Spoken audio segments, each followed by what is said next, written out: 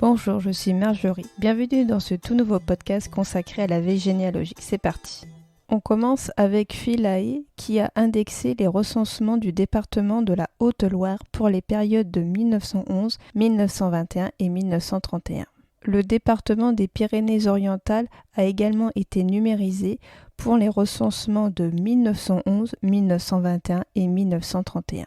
Concernant Généanet, voici les différentes mises à jour de la semaine. Donc vous pouvez retrouver 315 nouveaux relevés collaboratifs. Le fichier décès de l'INSEE pour mars 2023 a été mis à jour.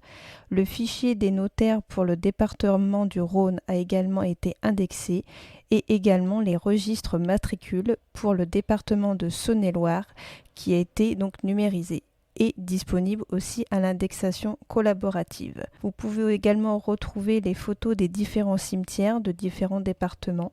Donc je vous laisse découvrir tout ça sur Généanet. Du 12 au 14 mai 2023, vous pouvez participer au 14e week-end Sauvons nos tombes pour participer à ce projet que Généanet a lancé.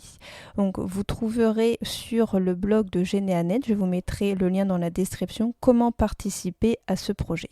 Toujours sur le site de Généanet, vous trouverez un nouvel article de blog sur comment bien gérer les photos de votre arme. Généanet vous dit tout, donc comment ajouter une photo, le mode d'emploi, ensuite le cas des photos de groupe pour vous permettre d'identifier les personnes.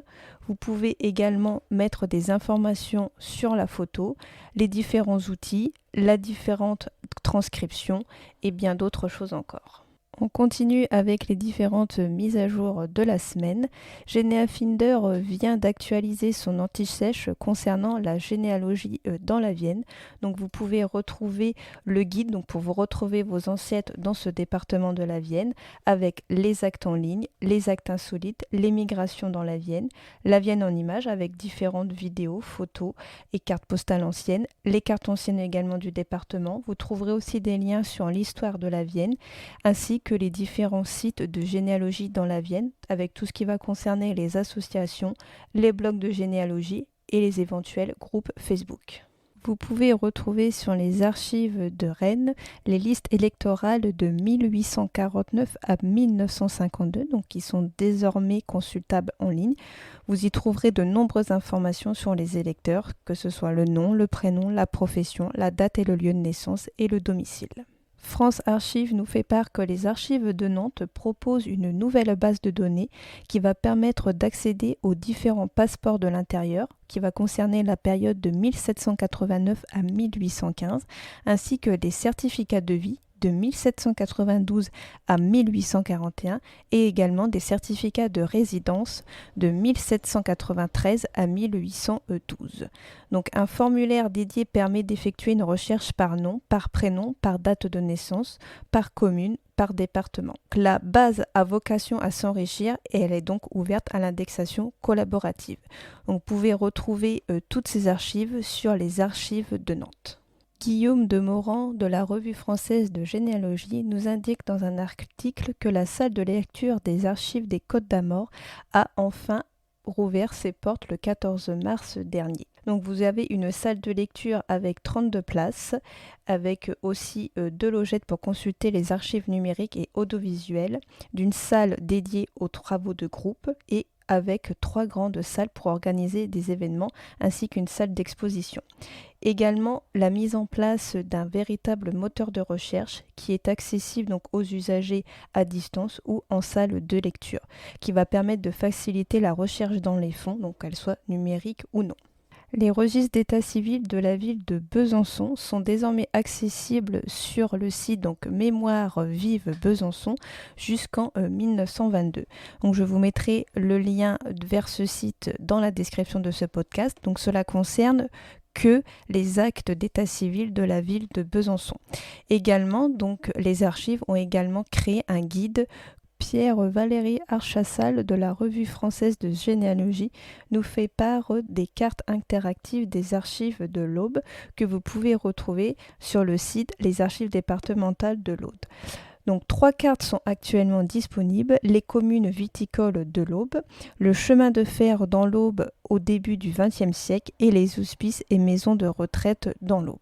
Vous pouvez également retrouver sur le site des archives de la ville et métropole d'Orléans la mise en ligne des autorisations d'urbanisme. Donc vous pouvez faire des recherches sur les permis de construire d'Orléans de 1945 à 2015, les permis de démolir de 1991 à 2011, les déclarations de travaux d'Orléans de 1991 à 2007 et les déclarations préalables d'Orléans de 2007 à 2017. Il s'agit d'une base synthétique, donc les dossiers eux-mêmes restent consultables uniquement en salle de lecture. Donc ceux de plus de 50 ans sont librement accessibles, avec les plus récents peuvent également faire l'objet d'un délai de réserve selon s'ils comportent des informations portant atteinte au secret. La Revue française de généalogie nous signale dans cet article que dans cette base de recherche, les permis de démolir et de transformation de locaux d'habitation d'Orléans pour la période de 1961 à 1990, ainsi que les déclarations de travaux de 1989 à 1990, ainsi que les autorisations de clôture de 1984 à 1988, donc ne sont pas détaillés dans cette base de recherche. Néanmoins, ces documents sont conservés et consultable en salle de lecture. Vous souhaitez découvrir l'histoire des banques populaires, France Archives nous fait part d'une vidéo à relier donc du service d'archives et d'histoire de la Fédération nationale des banques populaires qui donc relate leur histoire à travers une vidéo.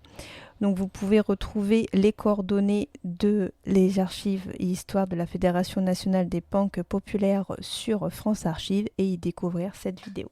France Archives nous fait part également que la Cité de l'architecture et du patrimoine ont lancé une nouvelle version d'Archives WebTour.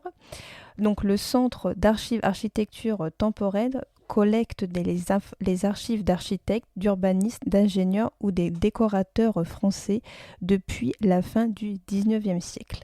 Donc une présentation des fonds, des biographies des architectes ainsi que des inventaires sont également consultables en ligne, donc sur le site web qui est dédié, qui est nommé Archives WebTour. Donc comme je viens de l'indiquer, une nouvelle version vient d'être lancée, qui va permettre d'être plus lisible et plus ergonomique que la version précédente. Et également, il vous offrira une liste et des inventaires des fonds d'archives d'architecture avec toutes les modalités de recherche qui avaient été antérieures, mais également d'autres modules complémentaires. Sophie Boudarel nous fait part d'un nouvel ouvrage qui est consultable sur le site Gallica. Donc si vous avez des ancêtres nobles ou bourgeois alsaciens, donc ce livre L'art héraldique en Alsace 3e édition, les armes des nobles et des bourgeois pourrait vous intéresser donc sur le site Gallica. Je vous laisse découvrir sur le site Archimag un article très intéressant qui est Commercialiser les archives, un tabou. Je vous rappelle que vous pouvez retrouver dans la description de ce podcast l'agenda avec les événements généalogiques ainsi que les différents ateliers des différentes associations généalogiques. Je vous remercie pour votre écoute. N'hésitez pas à me faire part de vos commentaires sur la chaîne YouTube. Vous pouvez également partager ce podcast et je vous dis à très vite, un nouveau podcast.